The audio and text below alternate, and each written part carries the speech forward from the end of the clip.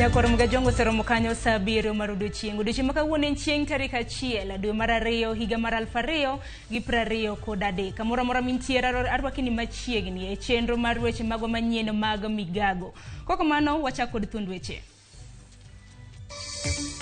Doho ong'ado mondo odwokne jalup jatend piny Rigathi Gachagua omenda maromo milion 200 mane piny owacho ondhiyo.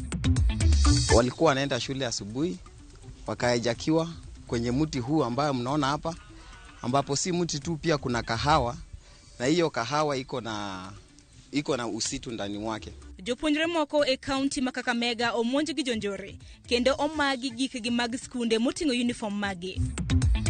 Mtoto wangu wanashika Uganda, Kenya wanapeleka Uganda. Kwa nini watoto wanashika Kenya wanapeleka Uganda? Kwa nini? Serikali angalie. Apisa ma piny Uganda omako jolupo 20 mawuok e dho wath mabuyuka mane lupo e tong' nam ma Kenya kod Uganda.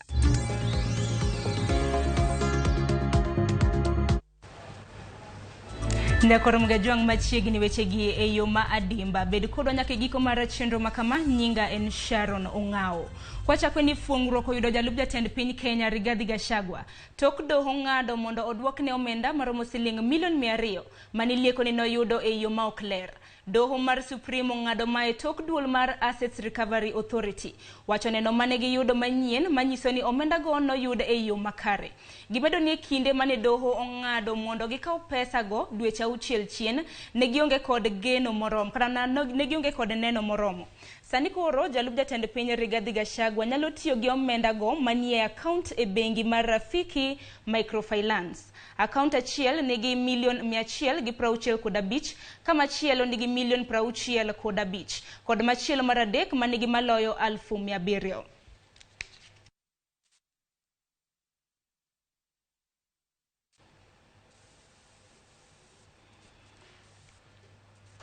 Kopogre gi manya kwar Migago ng'atiri nyake weche matimre e kaunti ma Homa Bay. Doho ma oyugiso wito oko loch mar MCA ma West Kasipul Ward Vikins Bondo ka ochiwo chik mondo IBC otim yiero manyien. Jang'ad bura Bernard Owansa nochiwo ng'eto no kochiko yiero ni ne otim kaluwore kod chik. Gisanya kwar Migago ng'adhi tudra gi nyawadwa Ali Abich achiel kachiel kowuok e kaunti ma Homa Bay.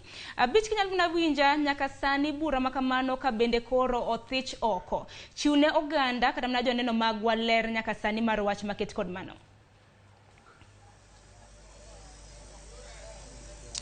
Erokamano ahinya mana kaka wacho no eni do ma oyugis county Homa Bay kandi kawuono ogolo ng'eto mare kalwe kod bura mapingo yiero mar MCA ma West Kasipul Ward Vikins Bondo yiero manotim dwe mar 8 higa mokalo, kendo en bura manomaki kod jago nendo manochung kod otiko maduond bura mar ODM yiero mokalo Peter Okeyo Ngele manodonjo e doho ma oyugis ka opingo godo yiero mar Vikins Bondo, kendo en bura ma osebedo ka dhi nyime ka iwinje ka gikone to koro jang'ad buche e doho ma oyugis Bernard Omwanza ogolo ng'eto mare ka wacho ni kalwe kod neno manopedhi e nyim doho noendo kaachiel kod ng'iyo gigo eko te manokel mane pingo godo yiero manotim noendo. Oyango ni yiero manotim no ne okotim e yore go komolore kod chike matayo yiero ma pacho kaendi, kendo ketho oko yiero manotim ne MCA ma West Kasipul Ward Vikins Bondo, kendo chiko duol mochunde bago yiero pacho kaendi IBC mondo chan kendo yiero manyien bang' ka gisekiro oko yiero mar Vikins Bondo mane olandi kaka jaloch gi duol mar IBC e yiero manobagi e dwe mar 8 higa mokalo. Gi kaendi an kod jagono endo manotero ng'ur mare do mano en Peter Ongele, kendo sani koro owuok jaloch banka bura manochwalo e nyim doho ma oyugis. Jang'ad buche ogolo chik ni ne okotim yiero mowinjore, kendo sani endi ogolo chik mondo duol mar IBC obi otim kendo yiero manyien kal banka doho ma oyugis osekiro oko yiero machalo kamano endo. Gi kaendi an ka kod jachung' ma bende ema notero ng'ur mare doho ma kawuono doho ogolo chik mondo obi onuo yiero machalo kamano endo. Machiegni biro chao gi nyingi ting'iswa ni kaka in ng'ano endo manotero ng'ur mare doho ma oyugis. Doho ogolo chik ni yiero no kotim e yo makare, kendo chiko duol mar IBC mondo chako tim kendo yiero manyien e kaunade ng'eto mar mowuok e do odiochieng' ma kawuono. Erokamano mokwongo wadwok ne Ramogi kod Royal Major Services kuom kawo thuolo makende mondo mi giwinj duonda kaluwore gi ng'eto manotim e petition manwatero e doho. Adwoko erokamano ahinya mokwongo ne Nyasaye nikech en owuon ema notele gigi, Mar ariyo aduoko ne lawyer na erokamano lawyer na miluongo ni Clifford Obiero kich nochung' koda motego motimo kesno kaka dwarore. Machielo lojni ok en mara, but lojni en mar jo West Kasipul mano ma loch gi mane giyudo. Omiyo aduoko ne jo West Kasipul erokamano ahinya kuom chung' koda motegno kendo bedo mos kane gibedo gorgeno ni mwishoe nyaka nwayud haki marwa. Omiyo ng'eto mane do otimo nyoro amor ga ahinya kaka Peter Okeyo Ngili kendo ang'iso jo West Kasipul mondo gichung' motegno kendo gimakre kanyakla. Ka nitie jogo manyicha bende ne pinga, akwayogi ni ka giyie to giduogi mondo wamakre kanyakla mondo kwadok e yiero to watine jo West Kasipul nikech gimoduong' mwadwaro en tiyo ne jopiny, ok en manyo iya kaka Peter Okeyo Ngili. Machielo da kwayo osiepna Vikings Bondo manchane mane walarore goro kendo weche gi nodhi nyaka e doho. Akwaye ni koyie to mondo beda mos an thuolo wabeda piny mondo walosi mondo wadoge yiero mokwe maber maler mondo kae nane mayombo kaka jopiny ong'eyo ni dhi miyowago to mondo gimiya thuolo mondo abi atel na jopiny. To bende ka en bende ndiemo jako wuok ong'edi no yombo to bende aonge wach amiye mana lwedo mondo dhi mbele gi tich e West Kasipul. But amora ahinya gi gima doho ng'ado. Nyocha idhi e doho kendo nichung' kod otiko mar duond bura mar ODM yiero mokalo to sani endi no ka jago nego masani koro gol yiero mare ok nochung' kod otiko mar duond bura moro amora. Ok ang'e ni sani koro doho osegolo chik mondo IBC obak kendo yiero manyien e West Kasipul ward. Sama koro idhi e debe ni ibiro dhi kod otiko mar duond bura mar ODM ni koso ni kod mpango mar in kod chenro mar dhi e duond bura machielo kata dhi chung' mago kod duond bura moro amora ka IBC dhi timo yiero manyien kaka doho ng'ado. No. Wakwonga duok ne ODM party erokamano sana ma West Kasipul nikech ne gichung' koda motegno kare ging'e ni loch mane wayudo nogwenywa mane dhotol. Omiyo an kaka Peter Okeyo Ngili an a live member mar ODM ni be masike kendo an gi geno ni mae party ma pod adhi laro godo komni kapod ating'o bandera margi. To an gi geno kuom party mar ODM. Ok anyal wacho na nyalo loko na dhi e party machielo. Erokamano. Kapok awe ang'e ni in kod jairo magi mosebedo ka lowo matut ahinya bura mane makwe doho moyugisni. Odiochieng' ma kawuono giyudo report ni koro idok e debe kendo kom mar MCA West Kasipul ward. Ok ang'e ni en ote mane minyalo bedo ne kod jairo magi mosebedo kochung' kodi nyaka nitero wachni e doho nyaka koro ne jang'ad bucho golo chik ma chako kendo timo yiero manyien e West Kasipul ward. Adwa ng'iso jowa ni mondo gibed gi chir. Ji mang'eny osebedo ka luor ni mara kidhi e doho ni to kesi dhi wito oko kene ng'ato kosechamo muma to ni ok nyal chak duog lok gino. Batada na ung'isgi ni mondo gibed gi teko kendo gibed gi ng'eyo ni adier gimoro ka uloyo to mwishoye ka uluwo the right channel aila mancha waluwo ni to nyaka uyud haki maru. Omiyo ang'iso ni mondo gibed gi mor to kik gibane jogo mancha walarore godo wach. Gibed gi muolo kendo giore ni king'e ni pod wadhi e lweny to moloyo loch mwadwa kawo en mar jo West Kasipul ngima ok en mar Ongili kata en mar joga kende. Inyalo bedo gi luoro po ni MC masani koro kir yiero mare oko ne odhi makapil kata odhi e doho mar ywagruok kopingo godo ng'eto mowuok e doho ma oyugisni. Aonge luoro nikech kane wadhi e court ne wan gi enough evidence. Court en evidence ma in godo to gi kaka lawyer ni ochung' motegno to gadieri bende ma magistrate ni godo. Mani gima notimore e doho moyugis. An gi geno ni kata odhi mane doho mane kata ochop mane nyaka Supreme to pod an gi geno ni pod wadhi waloyo nikech loyo mane wayudo ne ok en mong'iew but ne en ma haki na ukweli. Yes. Kwani jo beda gi muolo makende gi ore aoya aduoko ne Royal Media Services erokamano moloyo Ramogi wabedura beda mondo ka yiero chopo modhi Olanda ni wadok e yiero to wamakre mondo mi akaw lojni mondo atine West Kasipul nikech an tich ne machando chunya gimoro amora machielo. Mari Nyasaye bed kodu. Thank you. Erokamano nyakwara Ramogi maone wan achiel kachiel kod Peter Okeyo Ngili ma en jagono endo manochung' kod otiko mar duond bura mar ODM e yiero mar West Kasipul ward ma bende kawuono do ng'ado ni mondo odoge yiero nikech yiero mane otim dwe mar 8 giyudo ka ne ok otim e yo moluwo kod chik. Bende wabiro manyo MCA masani Vikings Bondo ma bende do koro kiro oko yiero mare wawinj ni to bende oyie kod ng'eto mowuok e doho ni endi to ka ok oyiego en okang' mane modhi kawo bang' ka jang'ad buche Bernard Omwanza osegolo chik mondo kethi oko yiero mare kendo chiko duol mochung'ne bago yiero pacho kandi IBC mondo jakoba kendo yiero manyien West Kasipul ward kalore kod chochi mane ntiere yiero manobagi tarik 9 dwe mar 8 higa mokalo. Erokamano inya aliabich owinjo yo makare kendo erokamano inya kuom kelonwa ler mar wach makamano. Kopogore gi mano nyako Ramogi riwruok mar governors ma pacho ka okwedo pok mar omenda maromo bilion 380 ma bad migawo mar omenda ochwalo ne counties ka giramo ne nyaka chwal negi mana omenda maromo siling bilion 425 mane dwarore kaka ne aput marango pok maromre ne counties.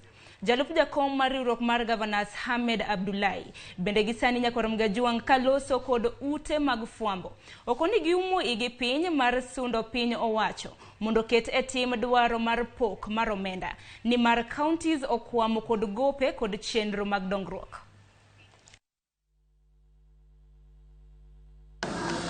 The National Treasury has allocated county governments Kenya shillings 380 billion for the financial year 2023-24. We hold a strong view that this is not equitable in view of the following factors. 1. The shareable revenue is projected to increase by Kenya shillings 374 billion for the financial year 2023-24, out of which only Kenya shillings 10 billion has been allocated to counties, representing a meager 2.67%, with the national government allocating itself 364 billion of the increase, which represents 97.33%. We have the verified pending bills, which again we have not received monies to clear. And of course, looking at the delay in disbursement, it's going to be another upfront of pending bills come the end of the financial year. Nyako Ramogi kopogore gi mano atiri nyaka e weche maluoro mag somo.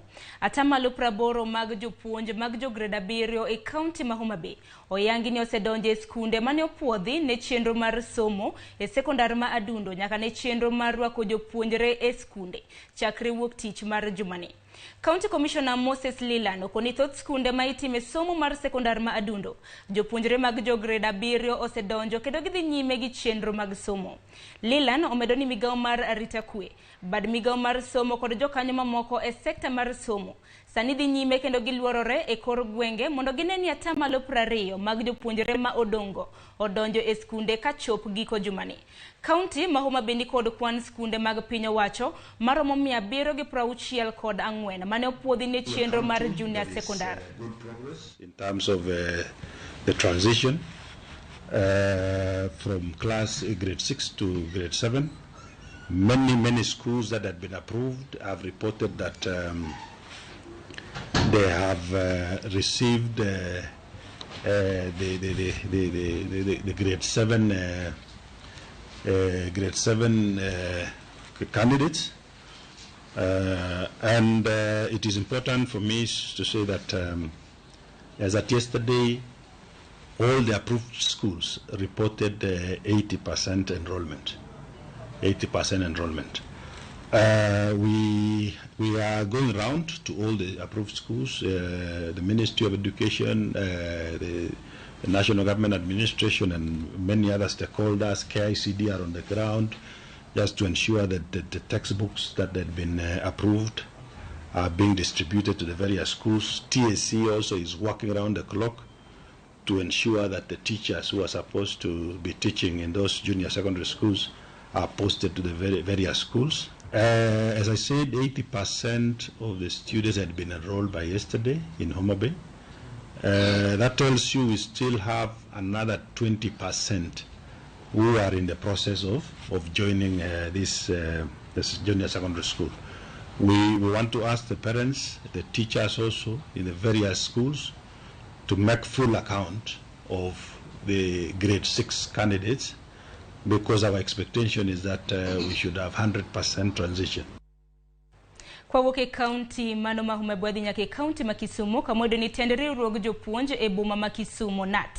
Koro sundo piny owacho mondo kasre kendo oro jopuonj man kod lony e skunde mag piny owacho mondo somo mar junior secondary education ochakre.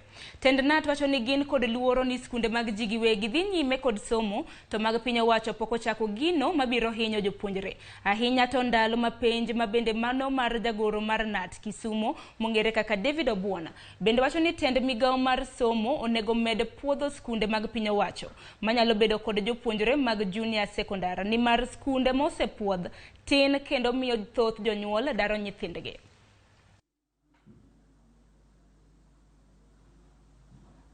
Kawuono chieng' mar adek nyaka nyo skunde yao ma junior secondary schools kendo ka wang'eyo kaka skunde osechakore waneno ka skunde ochakore maber kaka ne waparo to pek to nitie. Pek nitie nikech nyithindo koro rwakore maler kaka nyegi gidwaro. Schools nigi classrooms mag nyithindo gibete. Samo classrooms gi moko kata gi desk and lockers. Ngiso ni challenge ma desk and lockers nitie sikunde wagi. To maduong' moloyo ni jopuonj monego puonj nyithindo gi pok oore sikunde gi. Odiochieng' mar adek nyithindo pod okika ni junior secondary school ni isome gang'o. Kipenjo gima gisomo ga to gima gisomo grade 6, which is a serious challenge ne nyithindo mobiro somo kage geno ni gin koro junior secondary schools. Koro mana wachi ni jonyuol ma sikunde gi nyo kokao ket junior secondary schools koro kosebedo mamor. Ikawo nyithindo gigolo gire sikunde manyo me junior secondary school status. How do I serikal ne giri consider sikunde mane nyithindo moromo sikunde manigi facilities kata kore matin tinyalo medi through the support of the government and the other stakeholders mondo gimik junior secondary school status mondo sikunde go bendo survive. Otherwise jonyuolwa jothurwa wakwayo mondo yie mondo somo junior secondary school ni ochakre kuchiwo support mowinjore ne sikunde gi nikech kokwato mano to tichimbe mabiro matek mbele ka. Nyakor Migago pogore gi mano atiri nyake weche matimre e county ma Kakamega.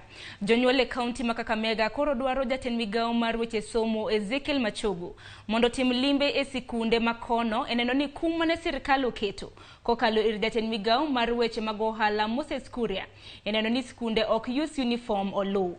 Jonyuol go ne ogolo ywak ka giwacho ni sikunde moko ok lu chike mane chiwnegi gi sirkal kendo gitiyo gi achudhe e mayo jonyuol sa mabende ngima ohidho. Kata kamano jonyuol go medo seyo tim mano mar keto gi nyiew piende kaachiel gi sende e sikundno ka giwacho ni nengo mag gigo ni malo kipimo gi chiro maoko kendo gidwaro ni sirkal kokalo kuom Migago mar weche somo chiw kony kaluwore gi wachno. Ukienda shule unaambiwa lipa uniform. Na huyu minister Machogu tunauliza yeye ameshindwa kuja Kakamega aje angalie kama Kakamega ama amekosa transport. Kwa maana sasa watu yeye anaongea Nairobi mzuri lakini ikifika on the ground hakuna kitu kama hiyo. Sasa hata Kuria aliongea mzuri wazazi wasiuzie uniform. Lakini kwa sasa karibu kila shule secondary school zote wanauzia watu uniform. Na imekuwa ni mzigo kwa mzazi kulipa hiyo pesa. Kwa maana ukifika huko naambia mattress hata 1500 3000. Ni na uwezi ongea hata kikombe sahani unauzia kwa shule. Imagine kwa shule penye mtoto anasoma ni Kakamega County, ni hapa Kakamega. Hata penye naongea hivyo wananiona wa Kakamega wanajua hizo shule penye ziko. Wametuambia hakuna kununua uniform nje. Ni kubebe pesa uende na pesa shuleni ununue uniform. Imagine hiyo 10k ndio imekutosha mzazi kwenda kusimama nayo sokoni, anunue uniform ya 500, anunue kitabu, anunue kiatu na anunue textbook yenye wanataka uende nayo shuleni. Ili hali wamekataa lazima uende ununue vitu shuleni. Mashule mingi sana kama hapa Kakamega County tunaona uniform mingi zinauzwa ndani ya shule. Shule ndio zinachukua tenda, watu maduka ziko hapa na haiwezi kukuzia uniform, wanasema shule imechukua nini? Tenda. Enda ununue uniform wapi? Shuleni. Wazazi wana pesa kununua uniform shuleni. Wazazi wako na haja ya pesa kununua uniform hapa kwa duka na apeleke mtoto ndani ya shule. Kopogre gi manya kwa Ramogi juanga enini jopuonjre adek mayawuoyi mawuok e kar dak ma Shikambi e kaunti ma Kakamega ne omonji kod jomaundu mane olonyo gi duk sirith kendo ringo kod uniform gi bang school okinyi makawuono kane gidhi e sikul. Jonyuol jopuonjre adek go koni jomaundu ne otero nyithindgi e puoth kahawa kapok gilonyo gi duge kendo tomo ng'wech kod uniform gi kod gik mamoko mag somo. Jadong gweng' makono Ruben Otiende okoyo tenda rita makono mondo obeda kicha ka bende okoyo tend skunde mondo orang malong'o ahinya seche mawinjo jopuonjre donjo e sikula. Walikuwa wanaenda shule asubuhi wakaejakiwa kwenye mti huu ambayo mnaona hapa, ambapo si mti tu, pia kuna kahawa, na hiyo kahawa iko na usitu ndani mwake.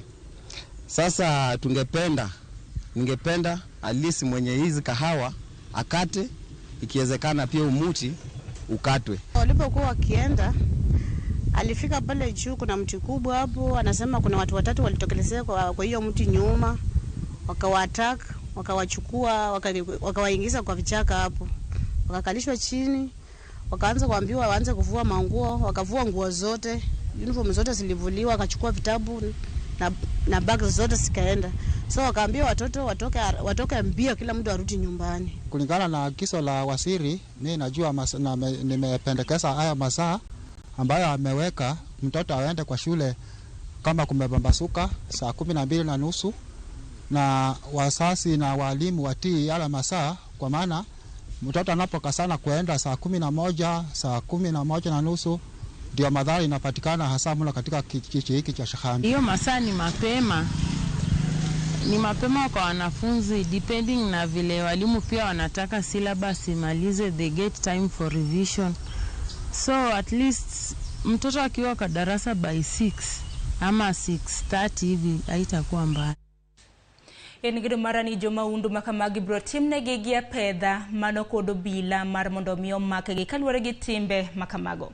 Kopogre gi mana tiri nyake kaunti ma Isiolo, kamwedo ni jodake kaunti ma Isiolo koro yudo fuongruok bang' moko kuom jotelo chiwore mar chulo ne jopuonjre magi omenda mag somo mabiro mana e kinde magisebedo ka giwito mano jamgi magi kata mana jamni nikech oro ma osebedo kokwako gwengego.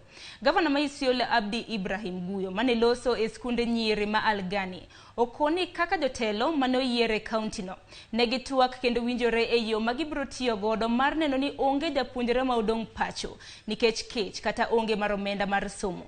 Jopuonjre ma somo e kaunti no ibiro chulnegi omenda mar somo kod jod bura kamago mani oko mar kaunti no to gavana biro kawo tinga marge. Hakuna mtoto ambaye yako ndani ya hii county atakosa kwenda shule kwa sababu mzazi amepoteza nini? Mifugo. Tuko pamoja? Na mjumbe amesema atalipia wanafunzi wote ambaye wako ndani ya Isiolo South.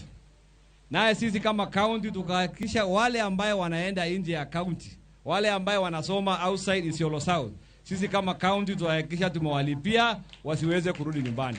Challenge to us, the leaders of Isiolo County, to make sure that this girls' school has everything that a modern school should have.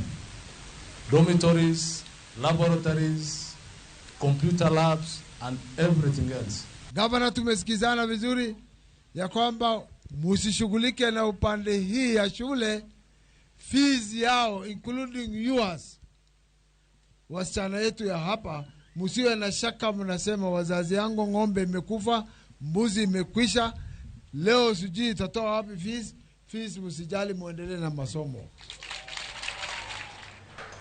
Kopogre gi mano eni jopuonjre ang'wen mawuok e skunde ya wuoyi ma Kijabe omaki kaka chije kalore gi wach mar wang'o kar nindo mar sikul mane otimre chieng' tich ariyo mana bang' juma achiel kende nyaka ne yaw sikunde.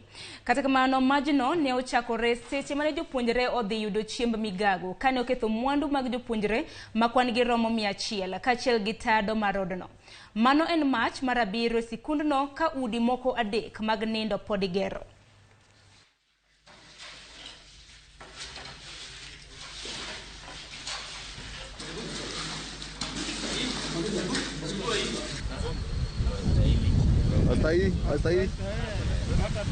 Kuna wanafunzi wanne ambao wameshikwa leo ambao wako ni suspect na tungeomba uchunguzi uendelee. And at the same time, the principal of this school mara ya pili, sijui mara ya tatu, na other incidents hivi, wanafunzi wanakimbia na huku, wanashukwa na huku wakipanda, hizo wanafichanisha hivi. Na tunaomba serikali na the education ya rali, you transfer this teacher. Kama hapa juu kuko hivi, huku chini kuko aje? Ne Ramogi kwa dhinyi megi weche manyien magwa mag Migago eni sikunde primar maromo 45 manie county ma Embu, Kitui kaachiel kod Machakos biro yudo sir mar chiemo koa kuom kambi mar teko mar Kengen. Midusa Stephen Kireiri ma en regional manager mar Eastern Hydros nowacho ni giyiero gwenge manigi midhiero kaluwore gi oro mondo gichiw kony. Kata kamano, Senator ma Embu Alexander Mundigi to ojiwo jopiny manyalo chiwo kony mar chiemo mondo chwal lwetgi. Omedo kwayo sirikal mondo chiw arita kwe ne ruodhi mabende konyo tieko weche mag kuong'. Kata kamano, Jalup County Commissioner ma Mbeere South Laura Kedude owacho ni chiemo go biro miyo jopuonjre bedo gi skunde kendo biro duoko piny weche mago mag weyo somo. Gichiwo kony mag chiemo kaka bando gunia 5, oganda gunia 2 kaachiel kod mo lita 10. Tuko na chakula imeletwa na watu wa Kengen na tumefurahia sana, ingawa tunauliza pia yale wametenda hatuna la kulipa. Mungu awasaidie. So the top management felt they should be participate in this issue of the drought. So we managed to acquire about 350 bags, maize and the beans mixed together. And what we have done, we went around and looked for the needy kids, schools. So we started with PWD last December. Now today we start distribution for the primary schools. Ramogi dakika en 25 tok saa 7 mar odiechieng' pod wadhi nyime gi weche magwa manyien mag Migago. Yiena mar mondo miwakoywa mokwongo e chenro mar Migago bang' nyerere machuok wabiro duogo mar dhi nyime kod weche manyien. Kete mana e TV mar Ramogi.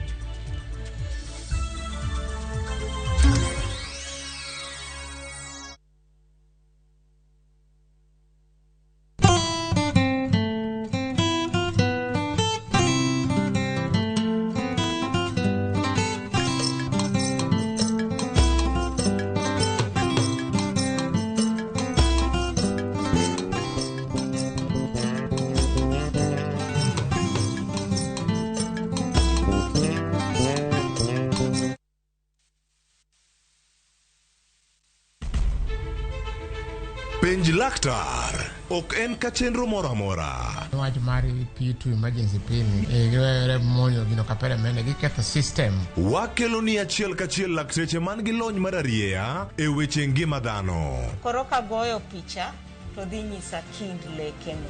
To gipuonji achiel kachiel e weche ngima. Tero malit ne masongo madhia very good. Riuri gi Ruth Otieno wuok tich nyaka tich abich chakre saa 12 odhiambo. Onono tiend weche kowuok kuom laktar. Osomo oteni namba mar SMS en 23600 en penj laktar. Kendo kawo simbi. Wadhi kawa simbe jowinjowa jonenowa. Mana Ramogi TV.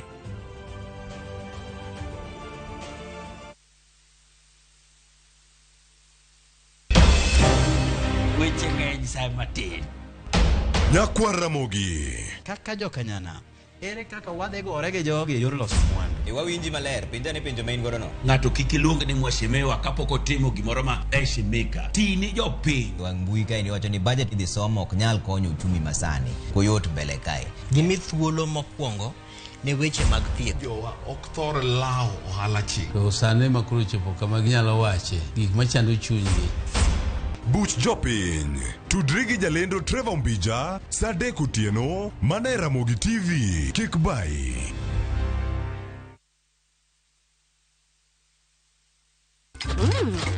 I love Review Sasa. And for dessert,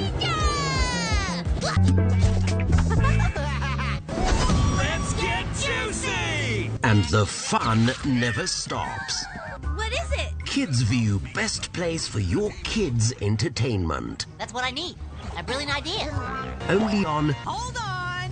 View Sasa. Successful, popular, lovable.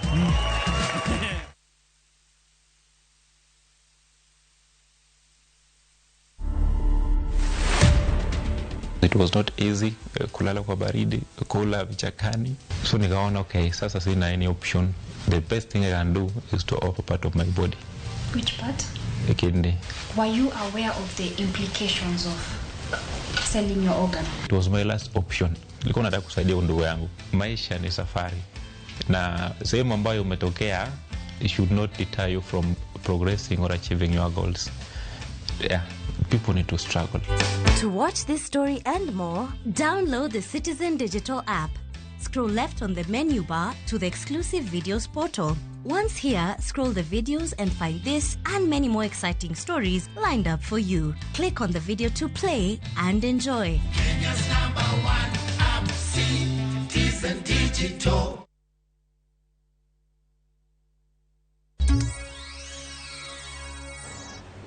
Nyakwar magajuan kamora mora mintiere machiegni okang' mar ariyo pod wadhi nyime gi weche manyien magwa mag Migago. Parni inyalo tudri kodwa kokalo e lai mag ote machuok 33600. Mbui mar Facebook bende yudo achiel kachiel mano RAMOGITV. Tudri koda mbui maga Facebook, Twitter iyuda @SharonOngao. Kodhi nyime gi weche manyien en obila ma Uganda ondhiyo jolupo 28 mawuok e dhowath ma Buyuka e kar chung' od bura ma Funyula e kaunti ma Busia. Jolupo go ne nitiere e tijgi kogwen e nam Lolwe e alwora Masumba manie tong' mar Busia, kaunti ma Kenya, man Busia kaunti mane piny Kenya kod mano mar Uganda. Katika mano obila ma Uganda nomako jolupo go motero gi nyaka e chula ma Maninga Sigulu manie piny mar Uganda. Moko kuom anyuola mag jolupo ma bende nomaki dwaro ni jatend piny William Ruto odonje wachno mondo otiek midhiero ma bende jolupo kalo e kaka kosemakgi kendo terogi e piny libamba ma Uganda kinde ka kinde. Hii asubuhi nimepata habari ya kuhuzunisha. Ndugu yangu alienda kuvua sehemu za Sumba Island ambayo iko Kenya, na habari ilipokuja habari inakuja ya kusema ya kwamba ndugu yangu Robinson amekamatwa na askari wa Uganda na wamepelekwa sehemu za Uganda. Ameacha mke na watoto 4. Mtoto mmoja ndiye amezaliwa tu juzi na yeye ndio sole breadwinner ambaye analeta mkate wa kila siku. Nashangaa serikali itasaidia mimi. Mtoto wangu wanashika Uganda, Kenya wanapeleka Uganda. Kwa nini watoto wanashika Kenya wanapeleka Uganda? Kwa nini? Serikali angalie. Hiyo bwana wangu nimekuwa na yeye watoto 5. Amemshika leo. Mtoto mwingine ako class 8. Mwingine nilikuwa nimpeleke form 1. Anatokanga huko ndio tutafute tunakula. Hata pia nasema tu hivi, sina kitu ya kukula kwa nyumba, sina. Hata nilikuwa nafikia anatoka baharini anunue chakula nikule, nimesikia wamemshika. Hata watoto kutoka shuleni watakaa tu hapo na njaa. Nyakwar magajonko pogre gi midhiero ma bende jolupo yudo watiri nyaka e kaunti ma Mombasa. Jokanyo mag riwruoge Igada wacho ni chenro mag yiero ma pacho ka kanyakla kod weche mibadhi owinjo omima ino mathoth mar neno ni pinje Afrika odongore. E romo mag mabende dhi nyime e boma ma Mombasa, jagoro mar Igada medo ni chenro mag bero ochumi mag pinje mag jokanyo en gima nyaka mipek.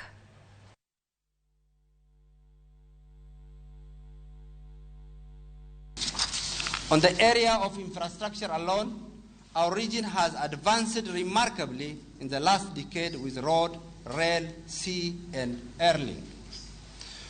On trade, we have also made significant progress to allow staff and non-staff barriers, including the IGAD protocols on free movement and transhuman, as well as establishment of one-stop border posts.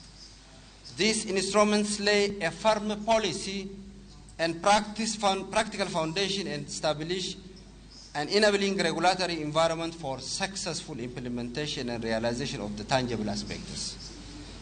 We are not maximizing on our potential and harvesting on how in our low-hanging fruits. This is why in 2023, Your Excellencies, IGAD will prioritize the soft integration strategy by focusing on digitalization as a catalyst of interconnection and connection. In the entire history of mankind, Your Excellencies, nothing has brought us closer than the power to commune and share information and ideas over vast distances. IGAD is calling in this regard to ensure that the information needed to make a strategic decision at a both macroeconomy and microeconomy levels is readily available and accessible. Our aim is, as IGAD, make it easier for both stakeholders in the region to have ability to operate at the speed of thought because they have access to the credible data they need to make a policy or any kind of decision. Kwa dhi nyime gi weche manyien, en ni Spika mar od bura mamalo Moses Wetangula jiwo jokanyo manie bad migawo mar doho e riwruog pinje mag Afrika IGAD mondo mi owuog oko motegno e kedo gi timbe mag njore. Wetangula mane oloso Mombasa e nyasi mar loro ayanga romo mar jomin buche mawuok e pinje 42 ei Afrika. Okoni achiel kuom midhiero mapek makwako thoth pinje manie Afrika en njore mitimo e yor lony mag mbui. Ogai mar jomin buche Nurdin Haji okoni jomin buche manie pinje duto mag Afrika nyaka to koro ti kanyakla kendo yalo buche e yo makare kachiel kod masiche mag njore makide kuwuok e piny achiel kendo donjo e piny machielo midendo ni transnational security threats. And I dare say criminals are always a step ahead of the prosecutors. So you have to go the extra mile to catch up with them, overtake them, and bring them to book. The now emerging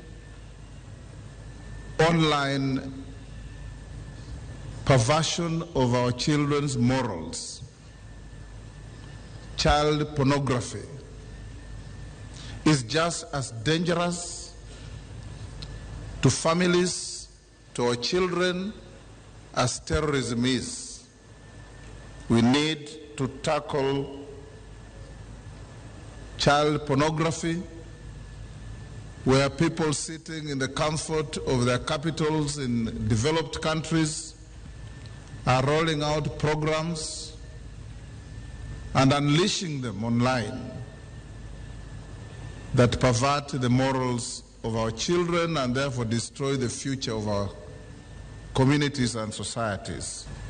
Our environment, our youth, our development, our peace and stability as a continent have not been spared from these cross-border crimes.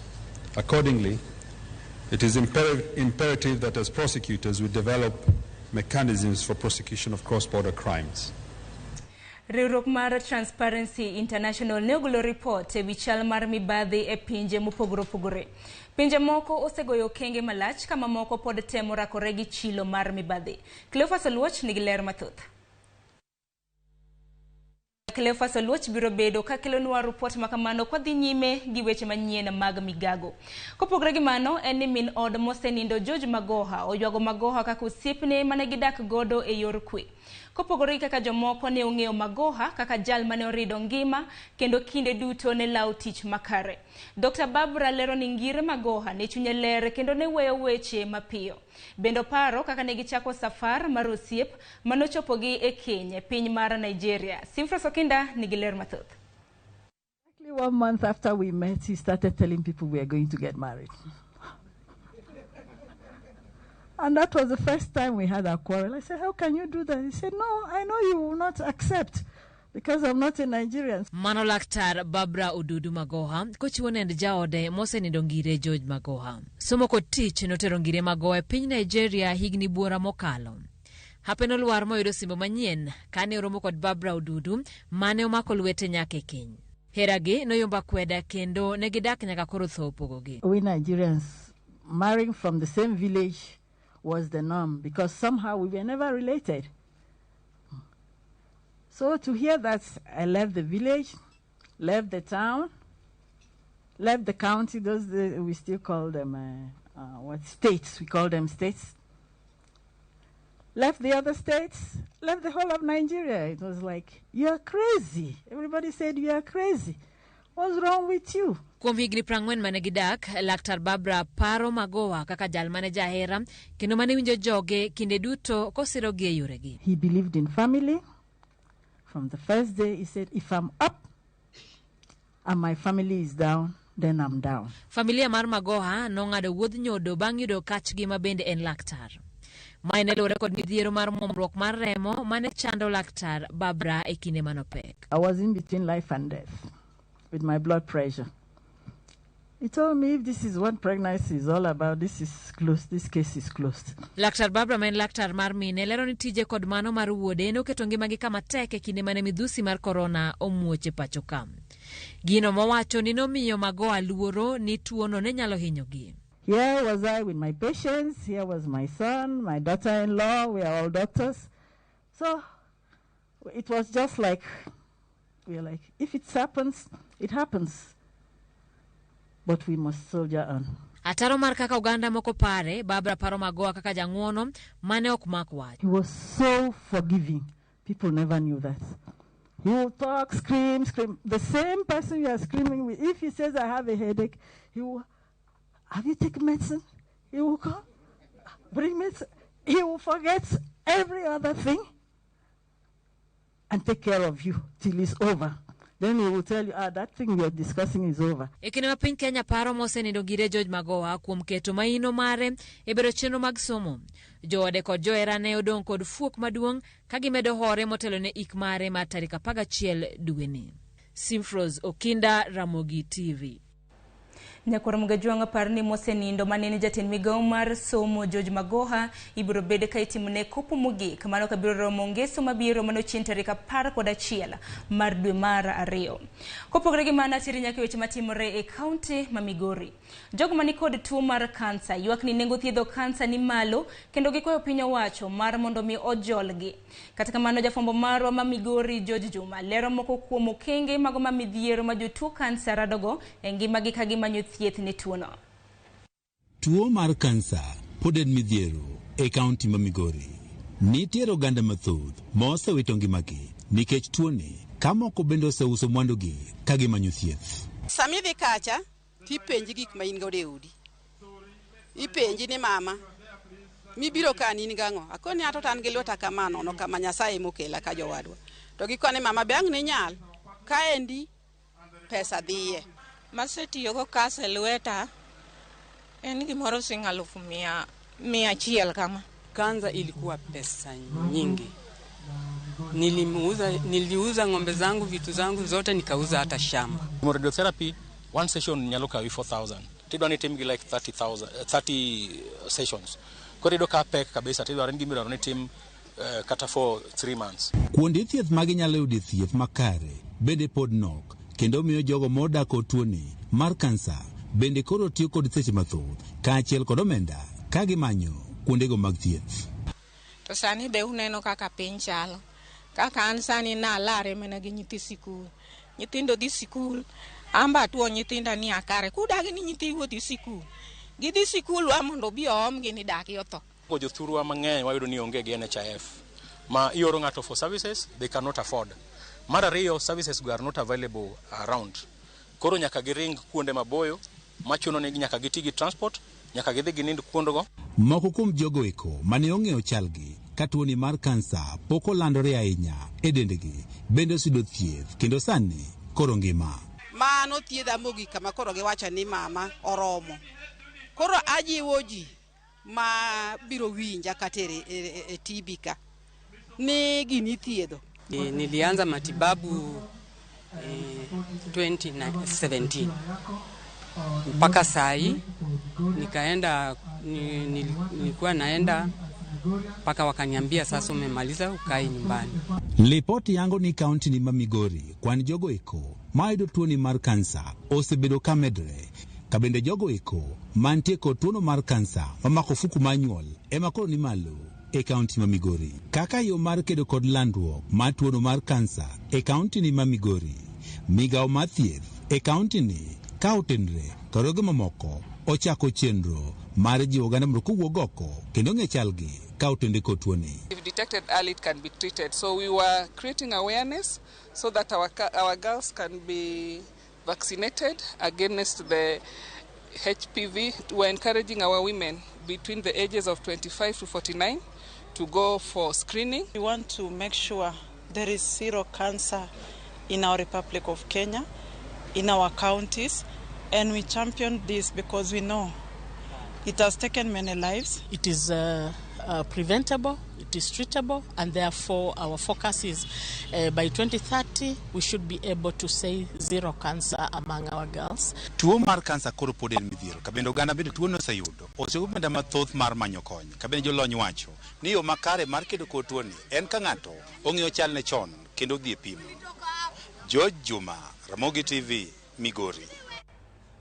Kopogre gi mano, eni Tesi Musalia min od jatend jotend migepe Musalia Mudavadi. Koro kwayo apisas mochung'ne arita ochiwo arita makende ne jodongo mondo migi pogre kod jomwandu ahinya to rawere mamonjogi to kosemigi omenda ma sirkal miyogi dwe ka dwe.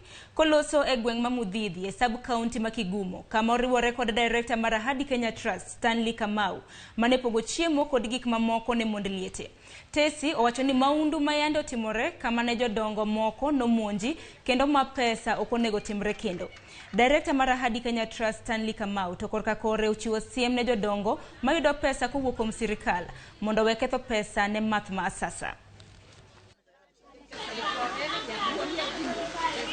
Juzi tulisoma kwa gazeti mzee ako na amri 50 kama amri Ahadi. Ako na miaka 50. Aliua mama yake mzee sababu ya pesa 2,000. So Bwana Commissioner, please, if you can, ensure that our mothers, our fathers wanafika nyumbani salama. Wale watu wote wanapata pesa ya wazee. Tafadhali mambo ya pombe tuachane nayo. Hiyo pesa kidogo unapata, tafadhali usipeleke kwa pombe. Si ndio? Na hiyo pesa kidogo nimefurahi sana kuona my own mothers wako hapa, shoes na watu wengine hapa. Wamefanya biashara kidogo tu ya kushona hizi viondo. Si mnaona? Mnajionea? Na hii kiondo itawaletea pesa kidogo. Kama leo tutanunua hizi zote, tutawapatia pesa. Hiyo pesa watapeleka watoto shule, watapeleka, kuna wengine wako na hawajafungua shule juu ya kukosa karo, wengine watanunua chakula na wengine watafanya vitu mingi sana na hiyo pesa. Sasa mimi nafanya kiondo. Na pesa ninakula, nanunua digi, alafu nanunua nashona kiondo, alafu naendia. Hii mambo yote ikawa sawa sawa. Obila moro mane wito nyalo mare mar neno higni 25 bang' kane omonje e kinde mag tich. Koro dwaro mondo piny owacho omiye kony. Alex Charo mawuok e kaunti ma Kilifi koni tesendo obila mane oriko tie e higa mar 1997 ne omonji kendo en achiel kuom obila mane odong' kod mbala madongo ka bende nyaka ne owe tich nikech tuoche maka kod kacha ngima tek kod mokalo. E kinde ni moyaw skunde okwayo piny owacho mondo orange kod wenge ariyo kendo manyne kaka onyalo tero nyithinde mano mar yudo kony mar somo. Nilifanya hapo tarehe 28 Agosti 1998 tulikuwa attacked na bandits, na mimi nilikuwa report office personnel, na bandits walikuja through the window na walichungulia hapo. Walikuja, they were about 15 in number, all armed with the heavily armed with Land Cruiser, na it was around 7:30 na jioni, na wakapiga marisasi, mimi wakanipiga risasi through hiyo ya kichwa, na macho yangu yote yakapasuliwa na bullet. Nilianguka chini na wakati huo ndo nilipata upofu, nikapoteza sight. Mpaka wa leo mimi sioni. Hakika hali ya uchumi ni ngumu mno, na shida, nateseka, na ile pension niliyopata wakati ule ni kidogo mno, pesa kidogo, hata haifai kabisa, na maisha yamekuwa magumu zaidi na zaidi kwa sababu ile pension napata hakika iko chini. Na kwa hivyo ombi langu ni His Excellency the President William Samoei Ruto kupitia kwa Inspector General of Police waniangalie tafadhali. Kopogore gi mano, eni jagoro mongirore e Migago mar dongruok mar kuonde ma otuo Idris Dokota opuoyo jodak ma Narok kuom yaro pidho yiende mong'ere kaka bambu. Yiende go opidh e bwo chenro mar bad Migago mar dongruok ma Iwaso Nyiero. Dokota nojiwo jopiny mondo omed pidho yiende mar reso chal mar kor lwasi. Omedo ni pidho kendo uso bambu ber aluora kendo juolo tije ne rowere e gwengego. Mae en achiel kuom okenge mar chopo lek mar pidho yiende bambu e heka 14 mano mar lope e aluora mar Hoho mar Okak. Chenro makamagi jiwo mana mar piny owacho mano mamalo mageto pidho yiende moheo milion 15. Paramount importance. One, it is in line with the directives, with the presidential directives that we need to plant around 15 billion trees. So this project, it is in line with that directive. And the other part is it is also part of the environmental conservation and climate change adaptation. So another area that this project fits in is that the project is aimed at creating employment opportunities through MSMEs, and the SMEs, through promotion of MSMEs, and the MSMEs will lead to actually creation of cottage industries around here. And our main aim is to start small craft industries, cottage industries, craftway cottage industries, then move up. We already have farmers who are within the bamboo, who are growing bamboo. And we want to tell our farmers, especially those ones up in the upper belt of Narok or the Mao area, that bamboo, unlike other trees, can be harvested sustainably for up to 40 years. So once you grow bamboo in your land, you can continuously harvest it for as many as between 30 and 40 years. So it's a plant, it's not like any other tree where you cut and then you have to wait for so many years for it to mature. Once it's mature, then you can continuously be harvesting it. Piny owacho odonjore mar kelo theke gedo mar kar thieth e lo moro mar piny owacho e gwenge mag Naivasha. Matimore bang' jodak muko oko gedo moro manengone ni malo e kar dak ma Kenamba. Wach momiyo piny owacho oloso kamiti mar ji 14 marango ywaruok mosekao higni 8. Sirikand kaunti ma Nakuru oluwo ni obiro timo chudo ne lal moramora mokelo kod aguch omenda mar NGCDF. Jumbere mokalo jodak ma North Karatina majopur mag mafua nyocha osechako gedo mar osuptal no, kata kamano olware piny kendo kelo lal kaluwore kod gedo e lo mitudo kod NGCDF. Lakini hospitali nayo ni ya serikali na hatuwezi kuguza kitu ambacho kimejengwa pale. So tumekubaliana kwamba tutakuwa na mkutano kutokea Wednesday na kamati ndogo ili tuone vile tutaresolve zile differences zimekuwa hapo. Ukweli ni kwamba wananchi hawakatai dispensary ama health facility, lakini wanasema wangependa ikiwekwa hapo wawe pia ni sehemu ya hiyo dispensary. So tunafurahi sana wale walikuja leo wamesupport, na wengine unawaona hapa ni part ya hiyo kamati, na tunatarajia hiyo kamati italeta suluhu. Tumewahakikishia wananchi ya kwamba serikali ya Mheshimiwa Governor Susan Kihika haiwezi kanunua shamba yoyote ambayo ni ya serikali. Na hiyo sio jambo ambalo tutarudi nyuma kama serikali ama kamiti ya bunge. Mimi kama chairperson na appropriation ya budget katika kaunti ya Nakuru, tumwambia kwa uhakika ya kwamba tupendane. Kama mali ni ya umma ibaki kuwa ya umma, lakini kama mali ni personal itanunuliwa na serikali. So ndio tunaomba hawa tuweze kuelewana, na ndio tumetengeneza kamati kidogo ndio tuweze walete maoni ya wale side wenye wana oppose na wenye wana propose hospitali, ndio tuweze kuelewana. Ndio hata tukileta hospitali hapa itakuwa tumeelewana sisi wote. Ningependa niseme hospitali ni mzuri na tungeomba mheshimiwa wetu hata kama yani serikali itanunua ama county government kama itanunua, lakini wenyewe wawe compensated, walipwe pesa. Nyakor mgejonko pogregi mano atiri nyaki county mo Mombasa kamodo ni jodak mo Mombasa okwa mondo ket nyime weche mag rito aluora ahinya to rango kama giwite yugi. Jalup Governor e county no Francis Thoya okoni gimiyo jende maromo 2,000 tich mar rito aluora e county no. Omiyo ji duto owinjore uge lwedo mondo mi county no ahinya to oula ma idino e kinde mathoth kod yugi magikone to kelo oula molila.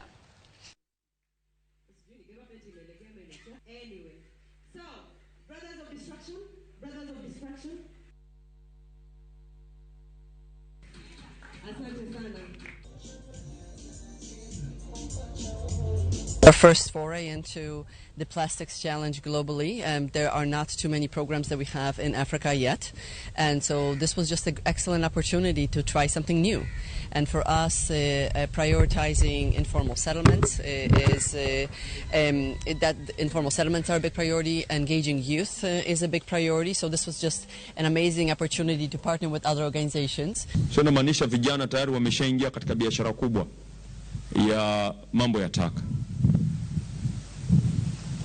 Itakapokuja mtambo huu wa kurecycle, I want hawa vijana ndio wao watapata nafasi ya kwanza kuplug into this. Hata hii story ya unemployment tutaondoa, sio? If we remove the story of unemployment, insecurity pia itaondoka, sio? Sio? So we are able to do many things that are giving us a challenge kule.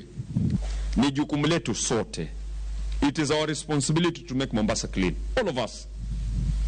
As government, will do our part, but we expect the citizens also will do our part.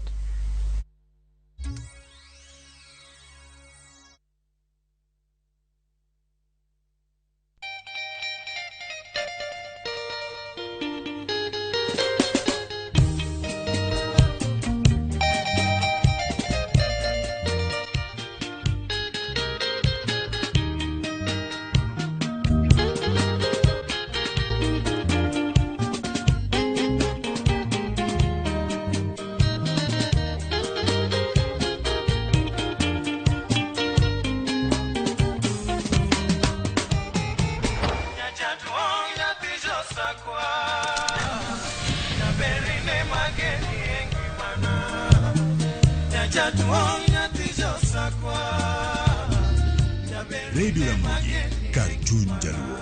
Radio Ramogi.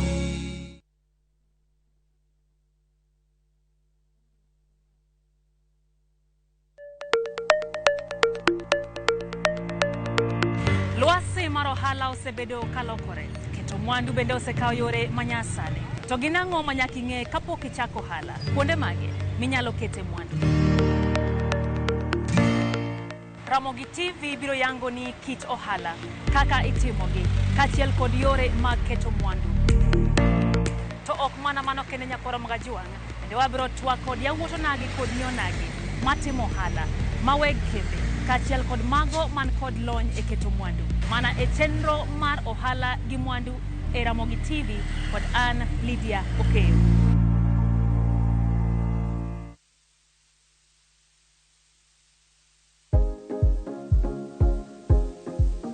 Yie wich mang'ich mos ka itang' ni mar yie wich makamago gin mayom yom kendo nyalo chote yo mayot.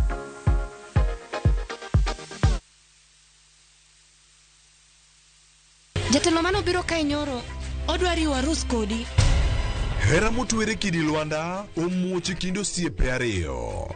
Jiteng'i neno no kende ok nyal romo wange gi nyaka miriambo thinyore lela kendo kelo mirima kod lit. Anang'ini do ng'at maber kaka bende anyuola kod osiepe nyalo donjo e kind osiepe ariyogi.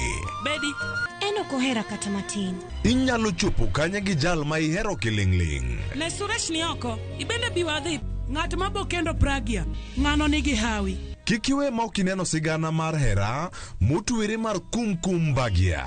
Ok anyal yudo yo manyalo wacho nigo ni aheri. Yud chenro mar kumkum bagia gi dholuo sani koro e View sasa.